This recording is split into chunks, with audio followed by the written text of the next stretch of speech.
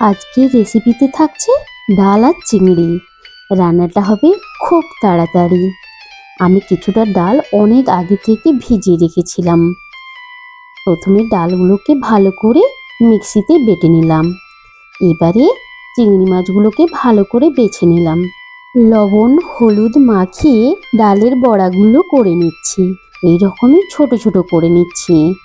যখনই তরকারিতে পড়বে ফুলে ডবল হয়ে যাবে, তাই ছোট ছোট বানাচ্ছি। লাল লাল করে আমি বড়াগুলোকে ভেজে নিলাম। এবারে ওই কড়াইতে খানিকটা তেল দিয়ে চিংড়ি মাছগুলোকে লবণ হলুদ মাখিয়ে ভেজে নিচ্ছি। চিংড়ি মাছের সাইজগুলো দেখেছো কি বড় বড়। আর এই রকমের রেসিপিতে এই রকমের বড় বড় চিংড়ি হলে বেশ ভালোই হয়। 2 পিস করে আলু, 3 পিস করে বড়া আর 3 পিস করে চিংড়ি মাছ হলে পুরো ভাতটা একদমই চলে যাবে পেটের মধ্যে, আর কোনো কথা হবে না।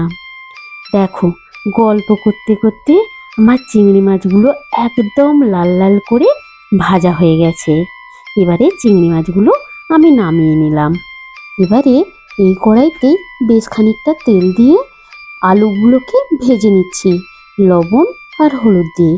এই রেসিপিতে আলু একটু দিলে মন্দ লাগে না, বেশ ভালোই লাগে। তোমরা চাইলে আলুটা দিতে পারো, নাও দিতে পারো। এবারে ওই কড়াইতে বেশ খানিকটা তেল দিয়ে ওপর থেকে কালো জিরে ফোড়ন দিয়ে দিলাম। বেশ কিছুটা পেঁয়াজ কুচি দিয়ে ভালো করে লাল লাল করে ভেজে নিতে হবে। এইভাবে ভেজে নেওয়ার পরে বেশ কিছুটা টমেটো কুচি দিয়ে দিলাম। এবারে এটাও ভালোভাবে কষিয়ে নিচ্ছি। এইভাবে কষিয়ে নিলাম। এবারে আমি একটা পেস্ট বানিয়ে নেব। আদা, রসুন, কাঁচা লঙ্কা, পেঁয়াজ আর বেশ খানিকটা জিরে দিয়ে পেস্ট বানিয়ে দিয়ে দিলাম।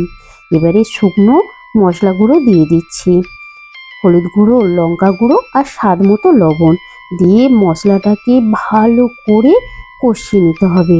একদম শুকনো শুকনো করে কষিয়ে নিতে হবে। এইভাবে আমি মশলাটাকে কষিয়ে নিলাম। এবারে ভেজে রাখা আলুগুলো দিয়ে দিলাম, দিয়ে ভালো করে কষিয়ে নিচ্ছি। এইভাবে কষিয়ে নিয়ে পরিমাণ মতো জল দিয়ে দিলাম। এবারে ভালো করে মশলাটার সাথে জলটাকে মিশিয়ে নিচ্ছি। ঝোলটা এইভাবে ফুটে আসতেই আমি ভেজে রাখা বড়া আর চিংড়ি মাছগুলো দিয়ে দিলাম, দিয়ে ভালো করে ফুটিয়ে নিচ্ছি। বেশ একটু ফুটিয়ে নিতে হবে। এইভাবে ফুটিয়ে নিলাম। দেখো, বড়াগুলো ফুলে ডবল হয়ে গেছে। আলু, চিংড়ি মাছ, ডালের বড়া দিয়ে রেসিপিটা একদম রেডি হয়ে গেছে। দেখো কি সুন্দর দেখতে হয়েছে। যেমন দেখতে হয়েছে তেমন খেতে হয়েছে। স্বাদটা কেমন হয়েছে তা তোমরাই বলবে। নিজেদের রান্নার প্রশংসা নিজেরাই করবে।